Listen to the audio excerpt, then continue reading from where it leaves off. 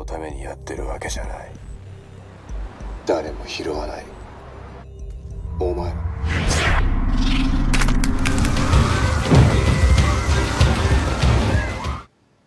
会いたかったわ。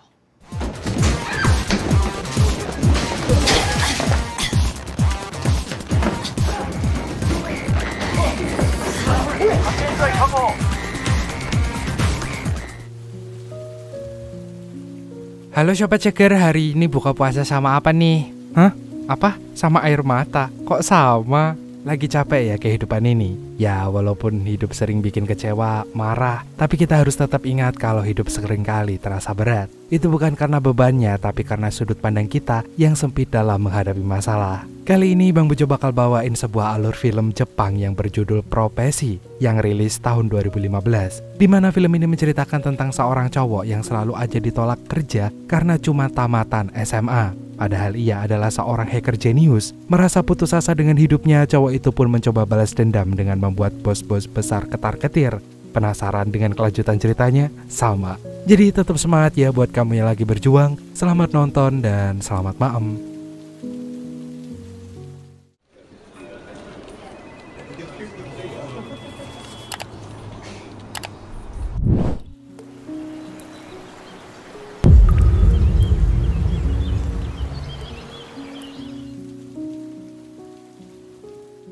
Suatu hari Tokyo dihebohkan dengan video seorang hacker bertopeng koran yang memprediksikan kalau besok sebuah pabrik makanan akan terbakar.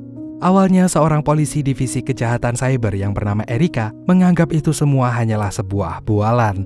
Namun saat prediksi itu keesokan harinya menjadi kenyataan, Erika langsung ketar-ketir. Rupanya hacker bertopeng koran itu sebelumnya juga pernah memberi peringatan pada seorang koki yang doyan banget menaruh kecoa di makanan para pelanggannya, di mana si hacker menyekap dan memaksa si koki itu untuk makan kecoa yang udah digoreng. Selain itu, si hacker juga pernah memberi peringatan pada seorang cowok yang malah menyalahkan temen ceweknya yang baru aja mendapatkan perlakuan yang gak senonoh dari orang asing. Gak lama kemudian, Erika mendapat kabar kalau biasanya si hacker seringkali mengunggah video prediksinya di sebuah warnet bernama Pit-Boy.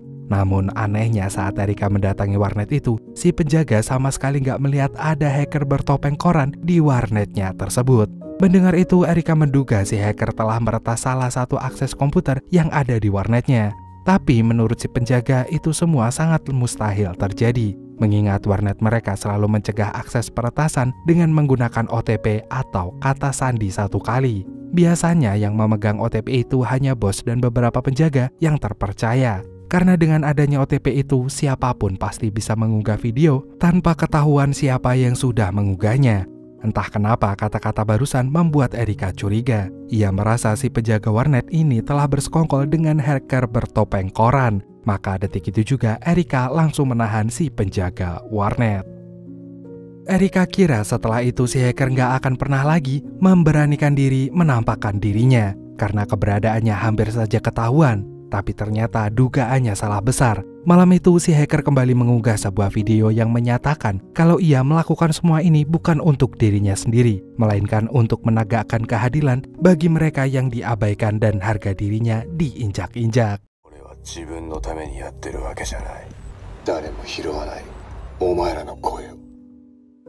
Lalu si hacker memberitahu kalau selanjutnya ia akan memberi pelajaran untuk seorang karyawan yang udah berani-beraninya menertawakan seorang pelamar kerja hanya karena ia sudah lama menganggur dan usianya sudah menginjak kepala 3. Padahal pelamar itu menganggur bukan karena kemauannya. Ia selama ini pun sudah berusaha melamar di ribuan pekerjaan, namun nasib belum berpihak padanya. Setelah melihat video itu, Erika langsung menyuruh anak buahnya untuk melacak lokasi hacker tersebut, yang ternyata ada di apartemennya si karyawan. Gak ingin buang-buang waktu, Erika pun segera melesat pergi. Dan sepanjang perjalanannya ke TKP, Erika terus memantau siaran langsung tuh hacker yang saat ini sedang bertubi-tubi memukul karyawan yang ia bicarakan tadi. Sialnya pas Erika sampai di TKP, ia hanya menemukan sebuah tayangan video di mana si karyawan terus berteriak minta tolong. Erika yakin si hacker masih belum jauh dari sana, dan sambil kesel ia meminta anak buahnya untuk berpencar mencari hacker sialan itu.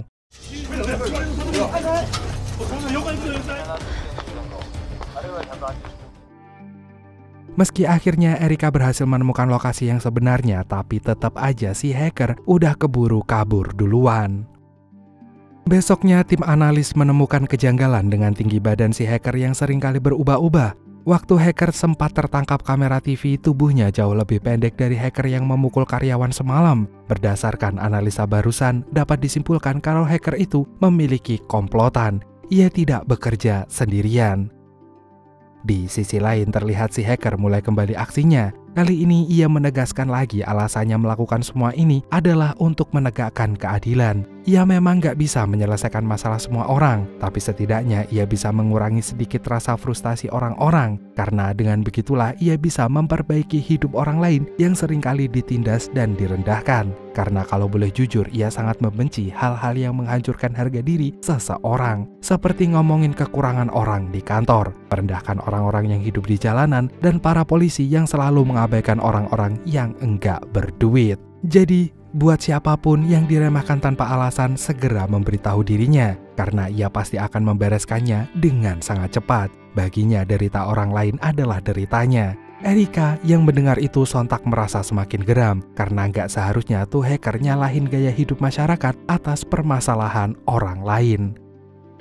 Malamnya, Erika dan timnya melihat CCTV sebuah warnet. Di sana mereka melihat ada seorang cowok yang sangat mencurigakan. Dan setelah ditelusuri, cowok itu menuliskan namanya di daftar pengunjung warnet dengan nama Nelson Kato Ricarte. Erika merasa nama itu adalah nama orang asing. Namun saat anak buahnya menghubungi biro imigrasi, ternyata nggak ada catatan untuk nama itu. Meski begitu, mereka tetap yakin kalau nama itu adalah sebuah petunjuk untuk mengungkapkan apa tujuan sebenarnya si hacker melakukan semua ini.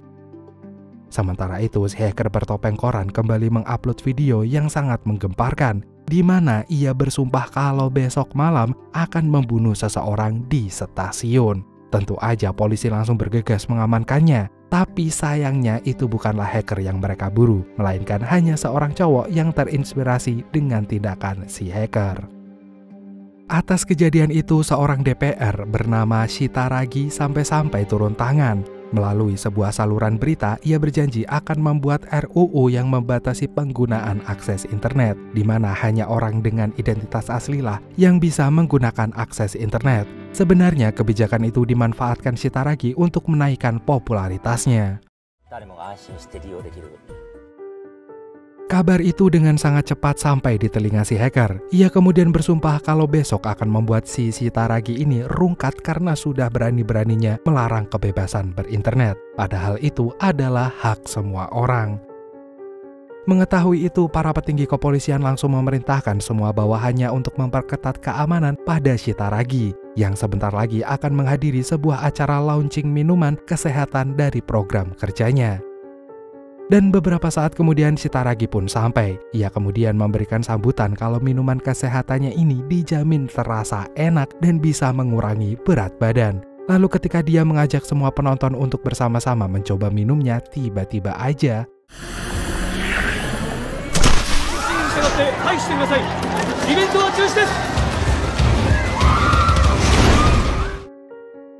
di waktu yang bersamaan, anak buah Erika menemukan posisi hacker bertopeng koran itu ada di warnet. Erika yang mendapatkan laporan itu dengan cepat berangkat ke sana.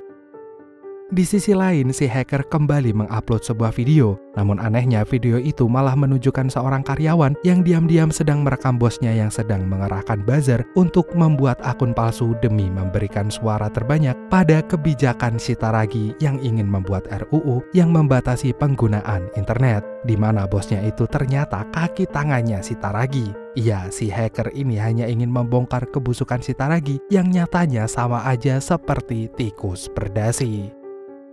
Sementara yang terjadi dengan Erika, tanpa pikir panjang langsung menggerebek sebuah warnet yang diduga si hacker sedang ada di sana. Dan setelah ngecekin satu persatu bilik, Erika akhirnya berhasil menemukannya. Tapi sialnya si hacker dengan gesit melarikan diri.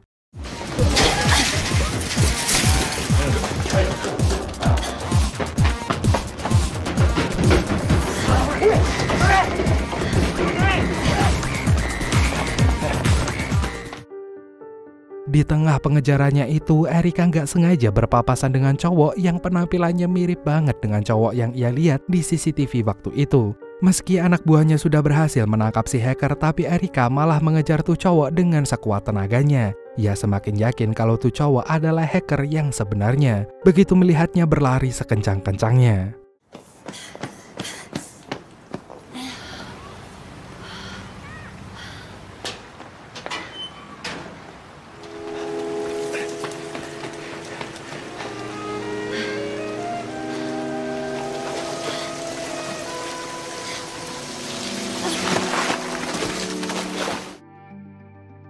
Kesal karena gagal mengejar targetnya, Erika pun dengan lantang bilang kalau ia nggak seharusnya menyalahkan hal-hal buruk yang menimpanya pada masyarakat, lalu beralih ke internet sebagai penyelamatnya.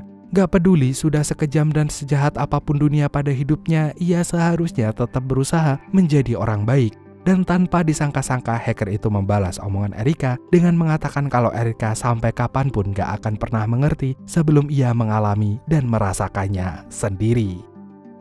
Dengan sangat kesal, Erika kembali ke kantor polisi. Ia lalu mendesak hacker gadungan yang baru aja ditangkap untuk menceritakan apa yang sebenarnya terjadi. Rupanya hacker gadungan ini adalah Aoyama. Ia merupakan penjaga warnet. Ia kemudian cerita kalau tadi hacker bertopeng koran memang sempat datang ke warnetnya. Karena Aoyama tahu si hacker sedang jadi buronan polisi, ia pun rela mengorbankan dirinya untuk menggantikan posisi si hacker. Mengingat ia setuju dengan tindakan si hacker yang ingin menegakkan keadilan. Karena memang seharusnya mereka saling membantu sebisa mungkin. Dan setelah mengatakan itu, Aoyama tetap ngotot gak mau membocorkan siapa orang di balik hacker tersebut. Untungnya nggak lama kemudian seorang polisi dari divisi keamanan berhasil menemukan identitas asli si hacker. Jadi berdasarkan informasi yang dia dapatkan, nama hacker itu adalah Okuda. Dulu Okuda ini adalah pegawai kontrak di sebuah perusahaan IT. Ia kira di tahun ketiganya kerja akan diangkat sebagai karyawan tetap, tapi ternyata perkiraan itu meleset sangat jauh. Bosnya yang memang gak ada niatan untuk mengangkat Okuda menjadi karyawan tetapnya, malah semena-mena menyuruh Okuda lembur sampai larut malam.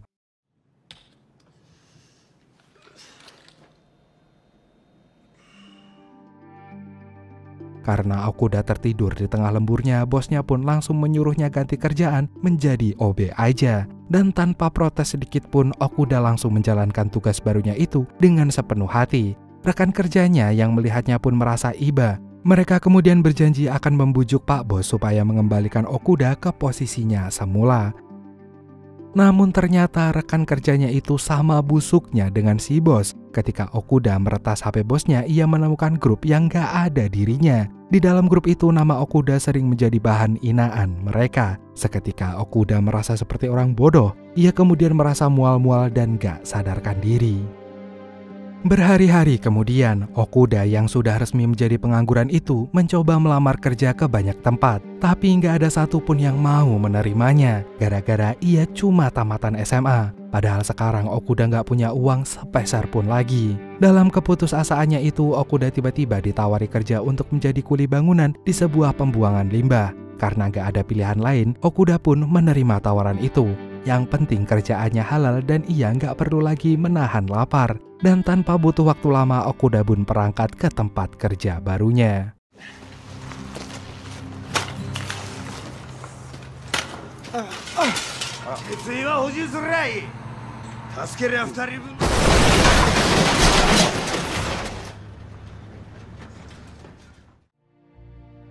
Selepas kerja, Okuda berkumpul bersama kuli yang lainnya. Mereka adalah Kansai, Arakawa, Nobita, dan juga Suneo. Maksudnya Hyoro. Mereka terlihat sangat kesal dengan tingkah bos mereka yang sama sekali nggak ada hatinya. Masa mau nolongin yang jatuh malah dimarahin. Setelah itu mereka bergantian menceritakan kehidupan mereka masing-masing. Saat itulah mereka tahu kalau Hyoro ternyata berasal dari Filipina. Gak ingin suasana berubah menjadi sedih, Hyoro langsung menunjukkan OTP-nya. Di situ muncul kode baru. Melihat itu, Okuda dengan jeniusnya memecahkan kode tersebut. Lalu yang lain langsung menjuluki Okuda sebagai Bill Gates. Seketika Okuda merasa terharu karena baru kali inilah ia dibilang jenius, karena biasanya ia dianggap seperti orang bodoh. Suatu malam Okuda iseng menanyakan satu persatu impian dari sahabatnya tersebut. Rupanya Kansai ingin menjadi musisi, Arakawa ingin makan sushi mahal, Hyoro ingin punya pacar, sedangkan Okuda sendiri ingin punya teman sejati. Lalu Hyoro juga ingin menemukan ayah kandungnya yang ada di Jepang. Besok harinya saat mereka lagi nguli, tiba-tiba tubuh Hyoro tumbang gak sadarkan diri. Sambil menahan rasa sakit, Hyoro akhirnya jujur kalau ia sudah menjual satu ginjalnya demi bisa bela-belain berangkat ke Jepang. Mendengar itu semuanya langsung shock. Dan gak lama kemudian Hyoro terus mengeluh kesakitan. Karena udah gak kuat lagi, Hyoro pun akhirnya menghembuskan nafas terakhirnya. Bos mereka yang mengetahui hal itu tanpa ada rasa simpati sedikit pun langsung nyuruh mereka menguburkan Hyoro sambil melemparkan sekop ke wajah Hyoro. 血印は下補充する。これ使え。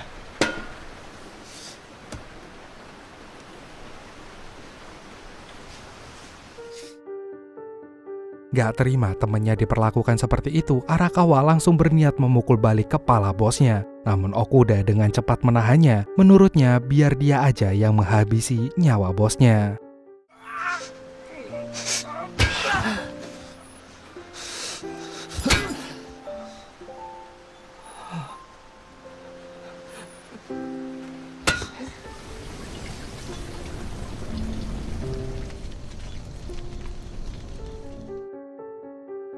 Sebelum menguburkan Hyoro, Kansai memberikan kalung kesayangannya, sementara Okuda meminta maaf karena Hyoro telah menjual ginjal kepada negara yang gak menyenangkan ini, yang gak pernah memperlakukannya sebagai manusia.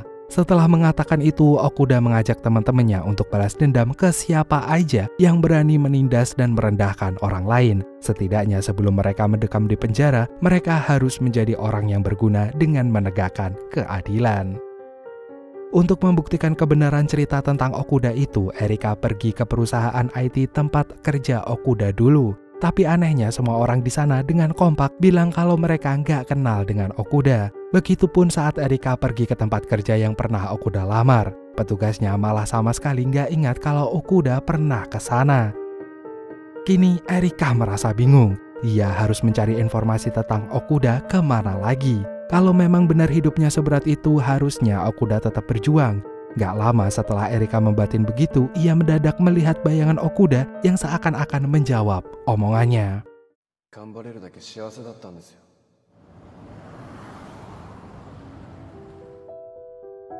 Sementara itu, Okuda memberitahu seluruh dunia kalau sebenarnya ia sering melakukan aksinya bersama ketiga temannya. Selain itu, dia juga ngasih tahu kalau besok mereka akan melakukan siaran langsung saat mereka akan COD-an dengan malaikat maut.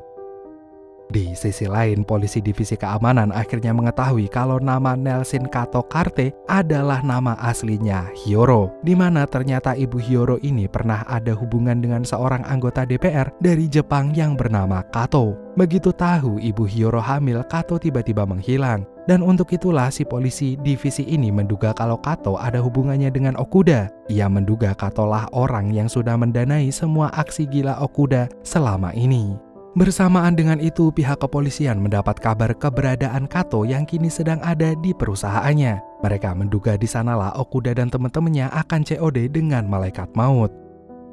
Begitu sampai di lokasi yang dituju, para polisi keamanan langsung memantau keadaan sekitar. Ketika melihat ada satu ruangan yang masih menyala, para polisi segera bergerak menuju ruangan itu.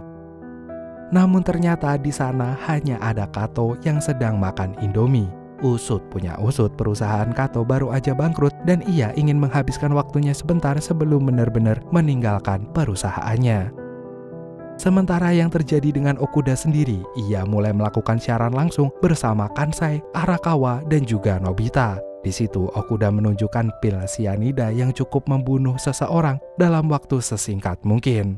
Lalu Okuda ngajakin ketiga temannya itu untuk bersama-sama membuka topeng koran mereka. Dan setelah itu tanpa takut sedikit pun mereka pun menelan pil sianidanya. Sayangnya Erika datang terlambat. Kini Okuda sudah pergi untuk selama-lamanya. Namun saat Erika ngecek yang lainnya, denyut nadi mereka masih ada. Dengan panik Erika menyuruh timnya untuk memanggil ambulan. Ketika Erika akan mengangkat tubuh Okuda, ia menemukan sebuah HP. Dan dalam HP itu ada video Okuda yang memang dipertunjukkan untuk Erika. Sebenarnya, Okuda melakukan semua ini hanya demi teman sejatinya yang bernama Hyoro. Karena sesuai dengan cita-citanya, Hyoro yang jauh-jauh ke Jepang itu ingin bertemu dengan ayahnya. Makanya Okuda terpaksa bikin kegemparan seperti ini agar polisi menemukan ayah kandungnya Hyoro, sehingga Hyoro bisa dikuburkan langsung oleh ayah kandungnya. Setelah mengetahui niat Okuda yang ternyata sangat mulia itu, bahkan sampai rela mengorbankan nyawanya sendiri, Erika langsung memeluk Okuda seerat mungkin.